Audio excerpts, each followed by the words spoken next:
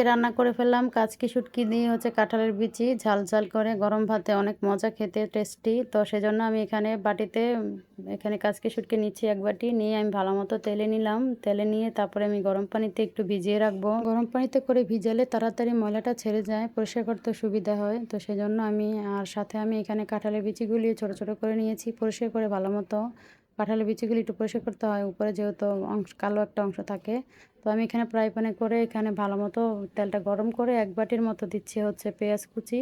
আর সাথে এখানে আমি দিয়ে দেবো হচ্ছে রসুন, আধা কাপের মতো রসুন কুচি দিয়ে আমি একটু ভালো মতো নেড়ে নেব, মানে দিলে গন্ধ থাকে না। আর এখানে আমি 2-3টের মতো দিচ্ছি এলাচ আর তেজপাতা দিয়ে দিলাম। দিয়ে আমি এখানে লবঙ্গ দিচ্ছি 3-4টার মতো। আমি ভালো মতো এগুলি সবগুলি একটু ভালো করে ভেজে নেব। নিয়ে তারপরে এখানে 1 চামচ পরিমাণ হলুদ, মরিচ আর হচ্ছে জিরার গুঁড়া, ধনিয়ার গুঁড়া আধা চামচ আর লবণ পরিমাণ মতো দিয়ে আমি সামান্য পরিমাণ পানি দিয়ে একটু কষিয়ে নেব।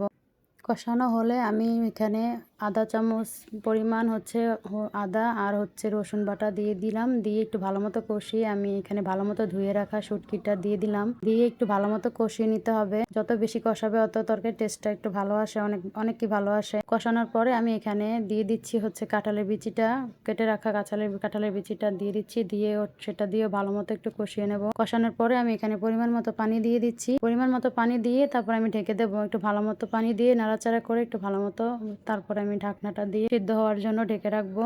10-15 মিনিটের ভিতরে হয়ে যায়।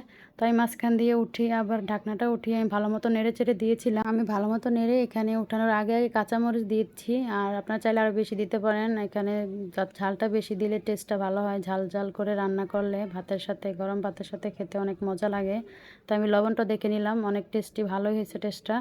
তো ভাতের সাথে অনেক মজা হয় খেতে। তো কেমন হলো আমার রান্নাটা সবাই বলবেন। আল্লাহ হাফেজ।